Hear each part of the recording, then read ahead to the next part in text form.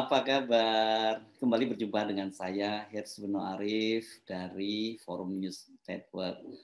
Sebagian dari Anda mungkin masih ingat ya, masih ada yang ingat bahwa judul tayangan ini pernah saya pakai sebelumnya. Enggak mirip, enggak persis, tapi intinya dan diksinya juga sama. Tapi pada waktu itu saya, atau tepatnya kami, itu menggunakan dalam program Off the Record Forum News Network bersama partner saya yang lama, almarhum Dr. Aris Munandar. Mudah-mudahan Allah memberikan tempat yang terbaik di alam sana, di alam barzah kepada Dr. Arif Munandar. Amin. Judul itu kembali saya gunakan karena realitasnya itu semakin nyata. Memang seperti itulah keadaannya. Salah nggak salah atau benar salah, pokoknya Gubernur DKI Jakarta Anies Baswedan itu harus salah. Saya pikir kondisi politik saat ini sudah semakin tidak wajar, itu kata Zita Anjani kepada para wartawan. Zita menggambarkan kondisi politik Jakarta yang tidak wajar itu berkaitan dengan serangan anggota fraksi PDIP terhadap Jack Pro. Ya. Jack Pro ini adalah BUMD, Badan Usaha Milik Daerah, yang menjadi penanggung jawab gelaran Formula E yang akan digelar oleh Pemprov DKI. Nah, mereka ini bersama dengan Ikatan Motor Indonesia, karena ketua gelaran ini adalah Wakil Ketua Umum Ikatan Motor Indonesia, Syahroni, politisi Nasdem. Itu mereka sedang melakukan studi banding ke Diriyah di Arab Saudi. Diriyah adalah lokasi pertama digelarnya balapan Formula E ini pada tahun 2022. Nah, Gilbert menyarankan kalau memang itu studinya aja urusan tiket, maka cukuplah studi bandingnya ke sirkuit Mandalika yang digunakan sebagai ajang Formula MotoGP. Studi ke Arab Saudi dalam penilaian Gilbert itu hanya akan menghambur-hamburkan uang saja. Menurut Gilbert, kalau mau studi banding harga tiket, ya cukup bisa melalui email saja. Sampai pada poin ini, Gilbert benar, saya setuju. Kalau urusannya harga tiket memang nggak perlulah sampai datang ke Arab Saudi, ke diri Arab Saudi. Ini juga memang betul itu akan menghabiskan anggaran pemerintah daerah. Namun ternyata studi banding itu kan tidak hanya sebatas harga tiket. Cemen banget ya kalau cuma harga tiket. Banyak detail penyelenggaraan yang harus dipelajari, yang mereka perlu pelajari. Nah, itu makanya tidak ada pilihan lain, juga mereka harus datang berdiskusi dengan panitia penyelenggara di sana, terus kemudian belajar dari keberhasilan kesalahannya seperti apa sehingga tidak terulang lagi di Jakarta. Kalau ke Mandalika, walaupun sama-sama arena balap, tapi jenis dan formulanya ini berbeda. Di Mandalika, di Nusa Tenggara Barat ini kan seperti saya sebut tadi, gelarannya itu adalah balap MotoGP. Sementara Jakarta itu Formula E, balap listrik. Ini beda banget nih. Semangatnya juga beda banget karena Formula E ini tidak sekedar adu balap itu, tapi ada teknologi mobil listrik, dan yang lebih penting adalah lebih ramah lingkungan. Beda sekali dengan MotoGP yang tentu saja ini tetap menggunakan bahan bakar fosil, bahan bakar bensin. Lagi pula kan kalau kita ngomong Mandalika, ini Mandalika ini adalah arena balap motor yang baru, dan masih banyak hal yang perlu diperbaiki. Walaupun belakangan ini saya banyak membaca ada yang menggadang-gadang agar arena Mandalika ini digunakan untuk balapan Formula One. Keren sih kalau itu memang bisa terjadi. Tapi saya kira mungkin sangat terburu-buru ya kalau kita kemudian sudah terlalu berambisi untuk menggelar balapan Formula One. Formula One itu balapan internasional dan dia akan menyedot banyak penonton dan juga tim-tim balap dari berbagai belahan dunia. Jadi persiapannya tidak hanya arena formulanya, tapi sarana pendukungnya, terutama di kota Mataram sendiri dan Lombok secara umumnya gitu. Salah satu contoh misalnya yang saya kira perlu diperhatikan adalah misalnya ketersediaan kamar-kamar hotel. Tidak hanya untuk para tim pembalapnya, tapi juga para penonton yang akan datang berbagai belahan dunia. Saya membaca disebut-sebut setidaknya diperlukan sampai 36.000 kamar hotel kalau mau menggelar balapan Formula One ini. Nah, balik lagi ke topik soal Anies benar nggak benar harus salah. Ini kalau kita amati, serangannya itu memang sangat gencar. Pelakunya sebenarnya sangat mudah kita kelompokkan, kita golongkan gitu.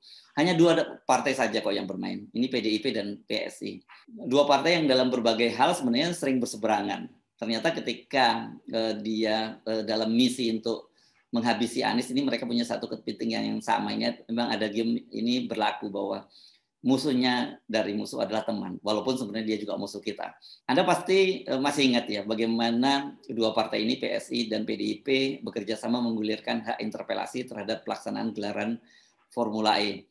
Walaupun 7 fraksi lainnya, Golkar, Gerindra, Nasdem, PAN, PKS, dan P3 dan Demokrat menolak. Namun Ketua DPRD dari PDIP, Prasetyo Edi Marsudi, itu tetap melaksanakan, tetap menggelar sidang paripurna yang membahas hak interpelasi. Seperti sudah diduga, sidang paripurna tersebut batal. Kenapa? Dari 106 orang anggota DPRD DKI hanya 33 orang yang hadir, terdiri dari 25 orang anggota DPRD dari PDIP dan 8 orang dari PSI. Ini agak aneh juga, sudah tahu bahwa yang mengajukan hanya PSI dan PDIP, tapi sidangnya tetap digelar. Saya kira ini ada target-target tertentu. Buntut dari ngototnya Ketua DPRD DKI menggelar sidang hak interpelasi itu, 5 orang wakil Ketua DPRD dan perwakilan 2 fraksi lainnya di DKI kompak melaporkan Prasetyo ke Badan Kehormatan Dewan. PSI bagaimana? Nah, PSI lain lagi gayanya, gagal menggunakan hak interpelasi. Ketua Umum PSI Giring Ganesa itu langsung turun tangan. Tanpa basa-basi dia menggunakan jurus melakukan serangan langsung secara personal kepada Anies ini. Personal attacking. Dia menyebut Anies sebagai pembohong dan mengingatkan serangan ini serius ya karena disampaikan melalui akun Twitter resmi dari PSI. Tidak hanya sampai di situ. Dalam peringatan HUT PSI ke-7 itu di depan Presiden Jokowi, Giring secara berapi-api menyebut bahwa masa depan Indonesia itu suram jika jatuh ke tangan orang yang punya sosok atau figur yang punya rekam jejak menggunakan isu sara dalam pilkada. Walau tidak langsung menyebut nama seperti di unggahan pertamanya di akun resmi PSI, namun publik sangat paham siapa yang dimaksud. Apalagi kan dia menyatakan begini, Indonesia akan suram jika yang terpilih adalah seorang pembohong yang juga pernah dipecat oleh Presiden Jokowi. Ini jelas kan? Ini maksudnya adalah bukan dipecat sebenarnya, direshuffle oleh Presiden Jokowi ketika Anies menjadi Mendiknas pada waktu itu. Nah, yang bikin banyak orang terkejut itulah diksi yang dipilih bahwa orang ini dipecat oleh Pak Jokowi karena dia tidak becus bekerja. Alih-alih menuai simpati, Giring malah jadi korban bully. Para netizen membuli habis Giring. Coba deh buka itu tagar, mentionan dan macam-macam kalimat yang ditujukan kepada Giring. Nah, diserang secara langsung, secara verbal oleh Giring. Anies itu menanggapinya secara elegan. Dia membuat video dengan 2 orang YouTuber. 2 orang YouTuber tadi digambarkan dia sedang menyanyikan lagu Niji. Ini kan lagu Nijinya itu semasa Giring masih menjadi vokalisnya. Anies kemudian muncul dan minta mereka pergi karena suaranya mengganggu dia yang tengah bekerja. Ini menarik sekali memang serangan Aniesnya. Nah, puncak pembalasan Anies terhadap Giring ini, walaupun sekali lagi masih dengan gaya satir, dia mengundang band Niji dengan vokalisnya yang baru. Ini namanya Ubay, untuk melakukan check sound di Jakarta International Stadium atau JIS. Video band Niji check sound di JIS ini kemudian diunggah oleh Anies di akun Instagramnya dengan komentar, musiknya menggelegar, suaranya merdu, tidak ada sumbang-sumbangnya. Walau tidak menyebut nama Giring, publik paham unggahan Anies ini merupakan serangan lanjutan Anies terhadap Giring.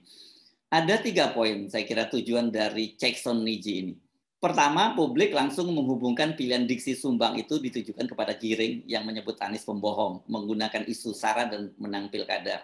Untuk menang pilkada maksud saya. Nah, di telinga Anies itu hanya suara-suara sumbang saja yang ya nggak usah terlalu nggak usah diabaikan lah. Cukup ya didengar tapi kemudian dibalas dengan senyum-senyum atau dengan sindiran saja. Kedua, Anies ingin menunjukkan kepada publik bahwa Giring itu adalah pribadi yang bermasalah. Dengan teman-teman ex-bandnya saja dia punya persoalan personal. Para penggemar Niji sangat paham bahwa para personel Niji ini sangat kecewa dengan Giring. Karena dia memutuskan mengakhiri kebersamaan mereka itu tanpa melalui pembicaraan sebelumnya. Dalam podcast dengan penyanyi Ari Lasso, itu para personel Niji mengaku tiba-tiba saja mereka dikumpulkan, diberitahu oleh manajemen bahwa Giring akan meninggalkan Niji untuk terjun ke dunia politik. Nah, mereka menyayangkan sekian tahun bersama, memulai sesuatu dari nol sampai kemudian sukses. Mengapa soal-soal gini nggak dibicarakan secara terbuka? Itu yang jadi persoalan dari para personel Niji. Tapi sekarang mereka move on, sudah dengan mendapatkan vokalis baru Ubay dan kemudian Jackson Jakarta International Stadium. Ketiga, saya pikir ini adalah pesan intinya, pesan yang paling penting, yakni sekaligus menjawab serangan Giring bahwa dia tidak becus bekerja. JIS atau Jakarta International Stadium ini tercatat sebagai salah satu dari 10 stadium termegah dan termodern di dunia. Dan yang membanggakan semua itu dibangun oleh tangan-tangan terampil dan otak-otak jenius dari anak-anak Indonesia. Stadium ini tidak hanya menjadi kebanggaan warga Jakarta, tapi juga menjadi kebanggaan bangsa Indonesia. Jadi bagaimana mungkin Anies disebut tidak becus bekerja? Tapi dia bisa melahirkan sebuah stadium yang megah, keren, dan itu membuat bangga bukan hanya warga Jakarta, tapi juga warga Indonesia. Saya membaca misalnya ini bonek dengan para pendukung bobotoh Persib Bandung. Ini kan mereka ini kan bukan bonek ya. Sorry, saya salah menyebut bonek. Maksud saya Jackmania ini ya, apa sebutannya ini? Pokoknya pendukung Persija Jakarta itu ternyata mereka yang selama ini selalu ribut dengan bobotoh Bandung itu mereka punya satu kesepakatan yang sama soal Jakarta International Stadium. Para pendukung Persib Bandung mengucapkan selamat kepada para pendukung Persija karena punya stadion yang keren, yang tidak hanya membuat warga Jakarta tapi warga di Indonesia juga bangga. JIS ini atau Jakarta International Stadium hanya salah satu bukti bahwa Anies bekerja dan berhasil membangun kota Jakarta persis nih seperti motonya ketika kampanye Pilkada 2017 bersama Sandiaga Uno, maju kotanya, bahagia warganya. Banyak sekali pembangunan di Jakarta ini yang mendapat penghargaan internasional. Bukan hanya JIS ya. Salah satu yang banyak mendapat sorotan adalah fasilitas umum dan transportasi publik. Pada tahun 2019 misalnya Jakarta dinobatkan sebagai salah satu kota terbaik di dunia dalam bidang transportasi kota dan mobilitas warga. Pada tahun 2021 Anies Baswedan masuk dalam jajaran pahlawan transportasi dunia tahun 2021 atau 21 Heroes 2020. Penghargaan ini diberikan oleh Transformative Urban Mobility Initiative (TUBI) dan penghargaan 21 pahlawan dunia tahun 2021 itu merupakan penghargaan yang diberikan kepada 21 tokoh dunia yang mampu mengembangkan sistem transportasi urban berkelanjutan di tengah tantangan global dalam menghadapi pandemi COVID-19. Selain Anies ini masuk dalam jajaran para pahlawan versi TUMI ini, ada nama-nama keren dan salah satunya adalah CEO dari Tesla atau SpaceX, Elon Musk. Sangat banyak deretan penghargaan yang diperoleh Anies dan skalanya bukan hanya nasional tapi global, bukan ecek-ecek, bukan kaleng-kaleng gitu kalau anak muda sekarang. Pada tahun 2020 sampai 2021 saja total ada 12 penghargaan yang diterima oleh Pemprov DKI. Dengan prestasi yang mencorong seperti itu, tak perlu kaget bila mantan Gubernur DKI Sutioso alias Bang Yos itu angkat topi terhadap Anies. Dia secara jujur mengakui bahwa Anies berhasil mewujudkan mimpi-mimpinya tentang kota Jakarta. Anda perlu catat Bang Yos ini ya. Bang Yos ini adalah salah satu gubernur DKI yang punya karya monumental. Dia mewariskan terobosan di bidang publik transportasi berupa Transjakarta atau orang lebih mengenalnya sebagai busway. Jadi memang sulit ya bagi PDIP dan PSI itu untuk mencari celah menjatuhkan Anies bila dari sisi kinerja. Paling banter itu mereka mencoba mengulang-ulang lagu lama berupa stigma bahwa Anies adalah sosok yang intoleran. Namun soal ini Anies berani menantang para hatersnya, para pembencinya. Dia menyatakan bahwa selama 4 tahun saya memimpin Jakarta, tunjukkan satu saja kebijakan saya yang diskriminatif. Tantangan itu disampaikan oleh Anies ketika dia tampil sebagai pembicara dalam workshop nasional PAN di DKI Jakarta. Nah, pertanyaan sekarang, mengapa ya PDIP dan PSI begitu gencar ingin menghancurkan reputasi Anies? Kalau tahu urusannya soal pencapresan, bukankah mereka sudah berhasil mengunci Anies? Ini saya tunjukkan ya apa saja yang sudah mereka lakukan untuk Anies. Pertama, ini mengundurkan pemilu Jakarta dari 2022 menjadi tahun 2024. Ini pasti urusannya dengan Anies juga ini. Dengan begitu Anies akan tidak bisa lagi maju di Pilkada DKI dan kehilangan panggung selama 2 tahun. Kedua, Anda amati di media-media massa, ada publikasi secara masif hasil survei bahwa elektabilitas Anies itu rendah. berada di bawah Prabowo dan Ganjar. Tapi ada juga yang menyebutnya bahwa Ganjar yang lebih tinggi dan kemudian Prabowo baru Anies. Ada juga yang menyebut sebaliknya, Prabowo, Ganjar, dan Anies. Pokoknya Anies disebutkan sebagai capres yang tidak cukup prospektif lah. Apa sih targetnya dengan menyebut seperti ini? Tentu saja ini publik tidak akan memilih Anies, dan kemudian yang paling penting nih, ini saya kira yang perlu dicatat, jadi parpol dan investor politik itu ogah mendukung Anies Baswedan. Ketiga, nah ini jurus yang menjadi kunci ini ya, ini PT 20% yang tetap dipertahankan. Dengan cara begitu, peluangnya Anies untuk mendapatkan tiket pencapresan itu menjadi tertutup. Rupanya berbagai upaya mereka ini tak cukup berhasil ya. Semakin Anies dihajar, justru dukungan kepadanya semakin menguat. Anda lihat sendiri bagaimana ketika Giring menyerang Anies secara personal, justru publik yang menghabisi Giring. Di Indonesia ini ada karakter, publik itu selalu bersimpati kepada figur-figur yang dizalimi. Dan mereka memahami bahwa Anies dalam hal ini menjadi figur yang dizalimi oleh rezim penguasa yang direpresentasikan oleh PSI dan PDIP. Benar bahwa Anies tinggal punya waktu 9 bulan menjadi gubernur DKI. Kalau Anda amati, dia bersama timnya ini mulai bergerak.